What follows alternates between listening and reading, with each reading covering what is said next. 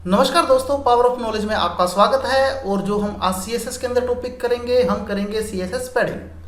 अगर हम पैडिंग की बात करते हैं तो पैडिंग भी आपका स्पेस के लिए ही यूज किया जाता है, जैसे आप मार्जिन को। लेकिन मार्जिन और पैडिंग में एक जो डिफरेंस है वो इतना है कि जो मार्जिन है ये एलिमेंट के आउटर एरिया को स्पेस देता था, और जो पैडिंग है ये एलिमेंट के इनर एरिया को स्पेस प्रोवाइड करती है।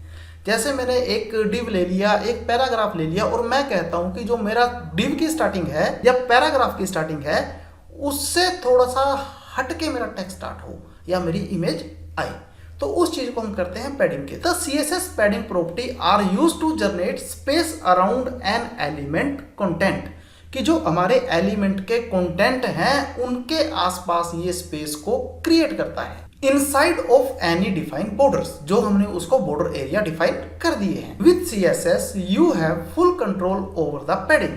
कहते सीएसएस के साथ हम क्या कर सकते हैं, पैडिंग के ऊपर पूरा कंट्रोल कर सकते हैं। तो पैडिंग के लिए वही प्रॉपर्टीज काम करती है जो आपकी मार्जिन के लिए करती थी, टॉप, राइट, बॉटम, लेफ्ट। अब अगर हम पैडिंग देना चाहते हैं इंडिविजुअल साइड्स को, तो हम पैडिंग टॉप का यूज करेंगे, पैडिंग राइट का यूज करेंगे, पैडिंग बॉटम का यूज करेंगे, पैडिंग लेफ्ट का यूज करेंगे।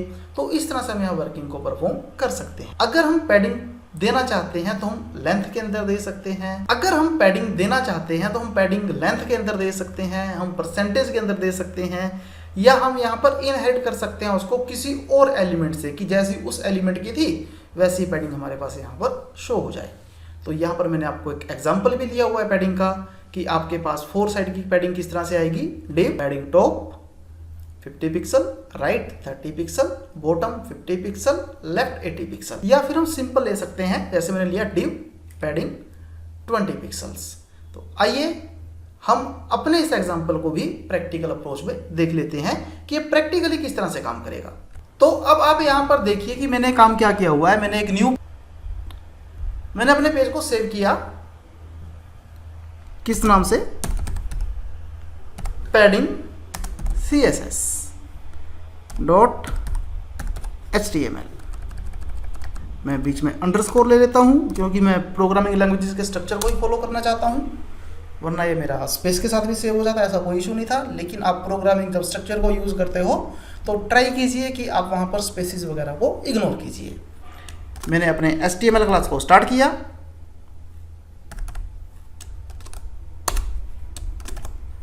HTML टैग को मैंने क्लोज किया,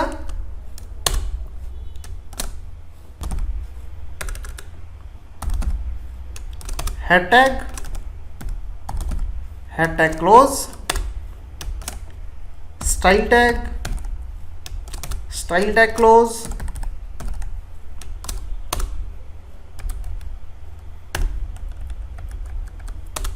मेरा बॉडी टैग,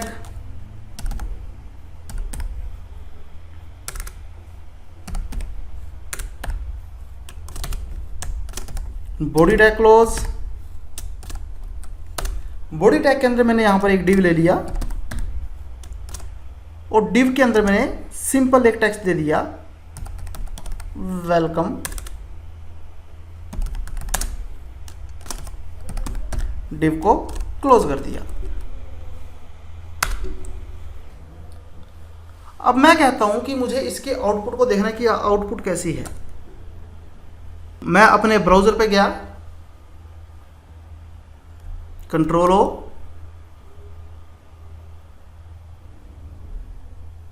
और पैडिंग अंडरस्कोर CSS को मैंने ओपन कर लिया। तो आप देखिए सिंपल टेक्स्ट आपको वेलकम डिस्प्ले हो रहा है। अब मैं क्या करता हूं, मैं यहां पर थोड़ी सी वर्किंग स्टार्ट कर देता हूं, कि जैसे मैंने यहां पर ले लिया डॉट कंटेनर। कंटेनर के अंदर मैंने क्या किया कि जो कंटेनर की विड्थ है वो आ जाए 200 पिक्सल,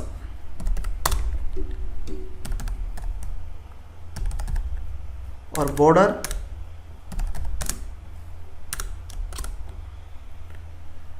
5 पिक्सल हो, सॉलिड हो, और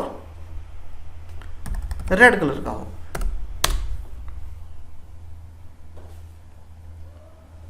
मैं बॉर्डर रेडियस यूज करता हूं,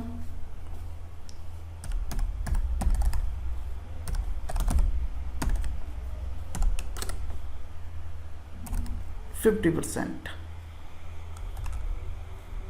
क्या मैं कर देता हूँ 10%।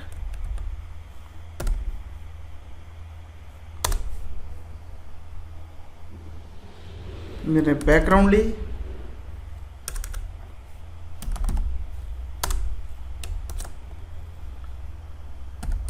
ग्रीन, और div क्लास को मैंने अपने प्रोग्राम में यूज कर लिया।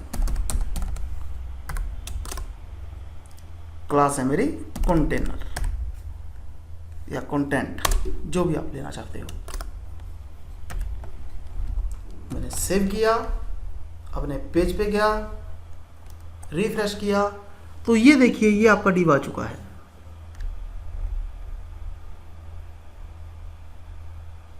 सॉरी, मेरे टाइपिंग मिस्टेक हो गई थी। तो ये देखिए मेरा div आ चुका है, जिसमें मुझे इसने प्रॉपर दिखा दिया कि मेरी वर्किंग कैसी है। अब मैं इसको एक हाइट भी प्रोवाइड कर देता हूँ।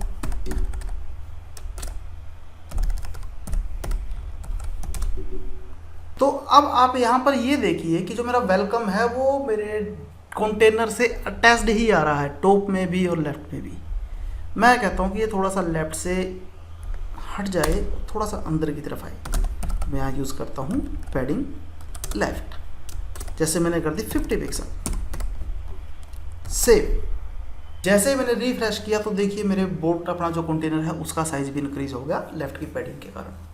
इसी तरह से मैं यहाँ पैडिंग टॉप का यूज़ करता हूँ।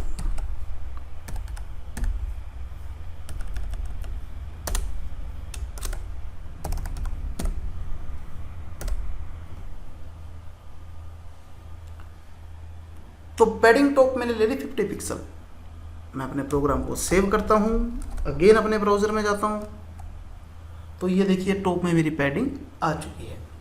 तो मैं मेरी ऊपर डिपेंड करता है कि मैं किस तरह से वर्किंग को फॉलो करना चाहता हूँ।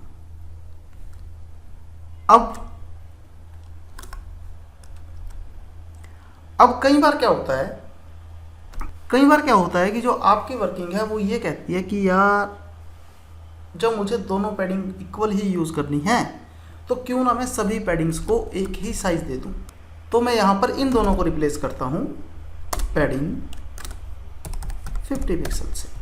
सेव किया, रिफ्रेश किया, तो अब मेरे पास टॉप, बॉटम, लेफ्ट, राइट सबकी पैडिंग सेम आ चुकी है।